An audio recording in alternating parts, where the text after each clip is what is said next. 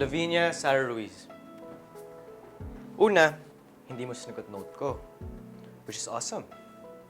Pangalawa, hindi mo dinala ng gatas, which is very amazing. Pangatlo, dapat happy lang. Perfect! So ano ba talaga?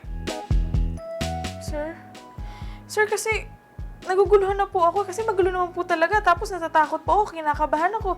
Kasi talaga naman po may gusto din po ako sa inyo. Kaya lang po, hindi ko po alam ang gagawin kasi... Wait lang. Slow down. Naintindihan ko na.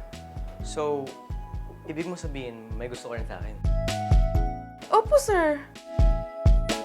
Kasi tao lang din naman po ako, sir. In love.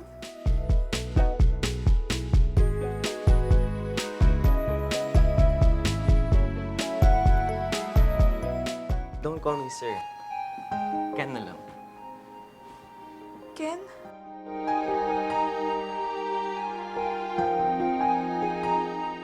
Oo, Ken.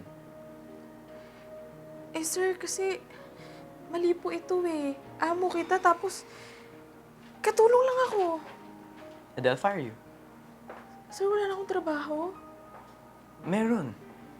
Girlfriend ko. Agad, sir? Hindi ba, sir, ako liligawan? Eh, ba kahit po probinsyana lang ako, nililigawan din kayo mga prom-D. Kailangan pa ba yun?